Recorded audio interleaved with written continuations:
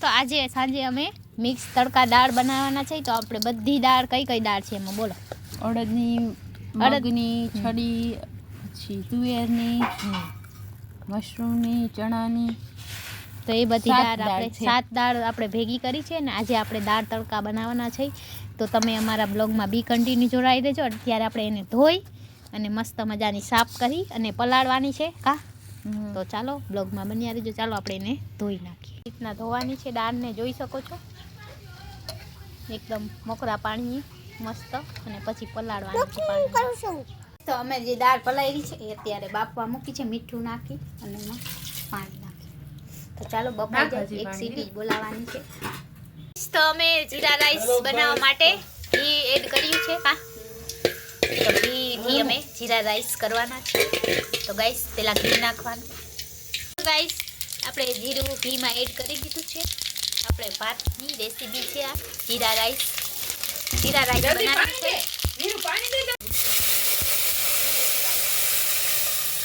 અમને ભાત માટે વઘાર કરવાનો છે. મીઠું હવે એમાં આપણે નમક એડ કરીશું સ્વાદ અનુસાર. એટલું જોઈ. હેલો ગાઈસ, તો દેખો જીરા રાઈસમાં વઘાર કરી દીધો છે. પછી આપણે એમાં ભાત એડ કરી દેવાના છે. પછી પાણી એડ કરવાનું, જેટલા ભાત હોય ને એ પ્રમાણે, બરાબર. એકદમ પાણી ઉકાળવાનું. તો કરવા મૂકવાનું છે. તો ત્યાં સુધી અમારા બ્લોગમાં તમે લોકો જોડાયેલા રહેજો. આ મસાલા છે, આ છે કોથમરી, આ છે મરચા, સુકેલા પાન છે, તામરપત્ર, ને આમાં બાદિયા, તજ, લવિંગ, આપણા ટમેટા છે, આપણી ડુંગળી, આદુ, લસણ, મરચાની પેસ્ટ ને આપણો મીઠો લીમડો. તો અને આપણો રૂટીન મસાલા છે. તો ચાલો તમને બ્લોગમાં બન્યા રહેજો. ભાત રાઈસને ધોઈ નાખ્યા છે એકદમ મોકરા પાણી. તો ચાલો હવે આપણે આ પાણી ફેંકી દેવાનું. આપણે ઓરીને સી ભાત જરાક હાથ બરી ના રહીએ મારો, મને ધ્યાન રાખવાની હોય કા. તો ગાઈસ આપણે હવે જીરા રાઈસ બની જશે હમણાં 10-20 મિનિટમાં. સરખા નાખી દઈએ આપણે. જોઈ શકો છો ભાત બની જાય એટલી વાર આપણે દાળ રેડી કરી લઈએ. ગાઈસ તો અમે તેલ મૂકી દીધું છે દાળનો વઘાર કરવા માટે, દાળ ફ્રાયનો, મિક્સ દાળનો. તો ચાલો અમારા બ્લોગમાં બી કન્ટિન્યુ જોડાયેલા રહેજો. અમે દાળનો વઘાર કરી દીધો કરવાનો છે. તો આપણે ઇન્ગ્રેડિયન્ટ મતલબ જે સામગ્રી આપણે લીધી છે એ એડ કરશી. બફાઈને રેડી થઈ ગઈ છે. અમે લોકો જીરું એડ કર્યું છે, તેલ આવી ગયું છે આપણું, જોઈ શકો છો. પેલા જીરું એડ કરવાનું છે.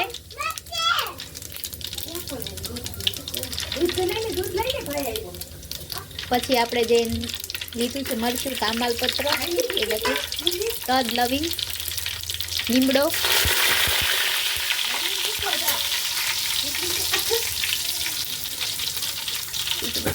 પછી આપણે ડુંગળી એડ કરશું.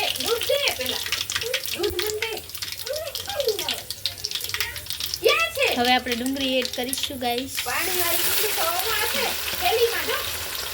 ધીરે ધીરે.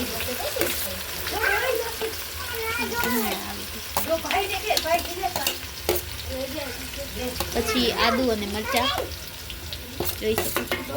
પછી એડ કરીશું, પેલા ડુંગળી એડ કરીશું.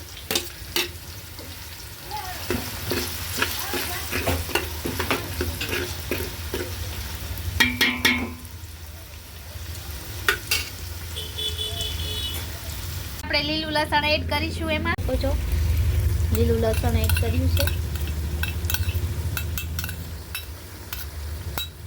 આપણે લીલા મરચા એડ કરીશું એમાં.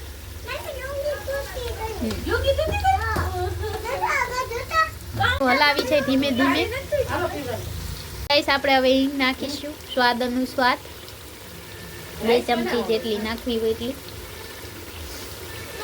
સ્વાદ અનુસાર. ગાઈસ આપણે હવે હિંગ નાખીશું સ્વાદ અનુસાર, 2 ચમચી જેટલી નાખવી હોય એટલી, સ્વાદ અનુસાર.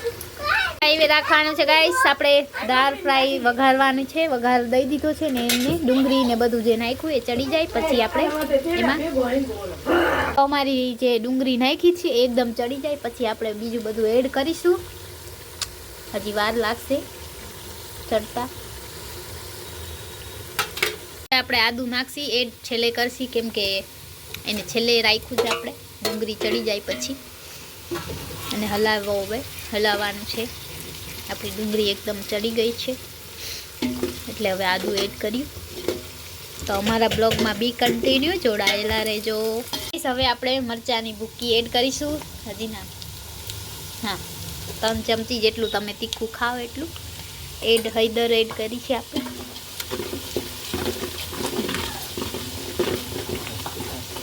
ખાસ માટે હજી તમે ઉમેરી શકો છો લાલ મરચું.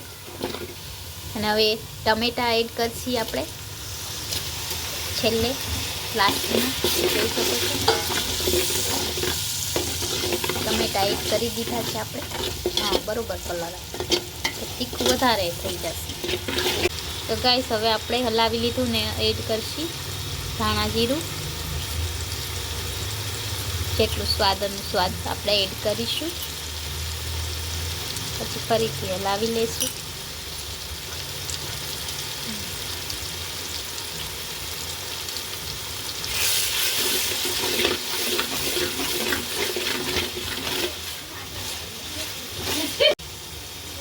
હવે તો ગાઈસ આપણે હવે ધાણા નાખી દીધા છે. જોઈ શકો છો સ્વાદ અનુસ્વાદ જેટલા નાખો એટલા સારા. પછી હલાવી લેવાનું.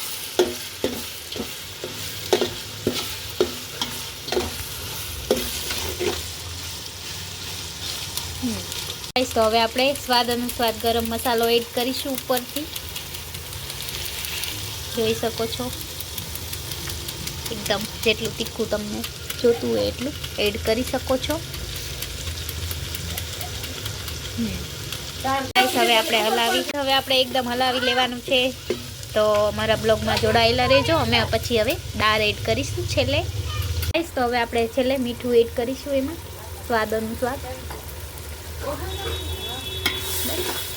પછી હલાવી લઈએ આપણે જે મિક્સ દાળ બાફેલી છે એ એડ કરી દેશું. તો ચાલો તો જોઈ શકો છો ગાઈસ.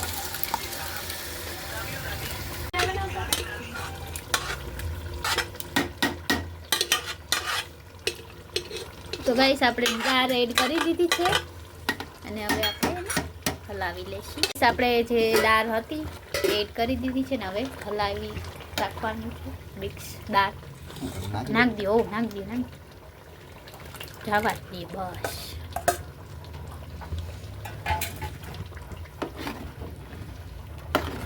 બસ. ભાત બની ગયા છે. ઉભા રહેજો આવીએ એની પર.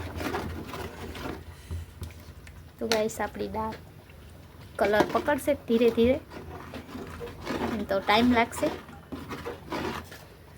સ્વાદ અનુસ્વાદ મીઠું આપણે ફરીથી એડ કરીએ છીએ.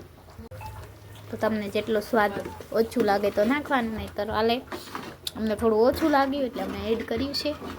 તો અમારી દાળ રેડી છે ગાઈસ. જોઈ શકો છો એકદમ ખાવા લાયક દાળ બની ગઈ છે. તો આવી જાઓ. જોઈ શકો છો અમારી દાળ થઈ ગઈ છે એકદમ રેડી. તો ચાલો આવી જાજો બધાને ભાવે એવી દાળ. અને ઉપરથી આપણે ધાણા ભાજી સર્વ કરી દઈશું. તો ગાઈસ કેવું લાગ્યું અમારું આજની રેસીપી? તો તમને ગમે તો શેર, લાઈક એન્ડ સબસ્ક્રાઈબ કરજો. અમારી દાળ રેડી થઈ ગઈ છે. અમારા ભાત જોઈ શકો છો એકદમ રેડી છે. તો આપણા જીરા રાઈસ રેડી છે. તો આવી જાઓ જમવા. તો હેલો માય યુટ્યુબ ફેમિલી, આપણા દાળ ભાત રેડી છે જે ખાવા લાયક બનાવ્યા છે. તો એકદમ જીરાનો અને ઘીનો એકદમ ભાતમાં અલગ જ ટેસ્ટ આવશે. તો આપણે જે હોટલમાં ખાઈએ એના કરતાં ઘરે બનાવેલ મસ્ત મજાના જીરા રાઈસ એન્ડ દાળ ફ્રાય મેં બનાવી છે. તો તમને અમારો વિડીયો કેવો લાગે છે અને ઉપરથી આપણે ધાણા ભાજીથી સર્વ કરી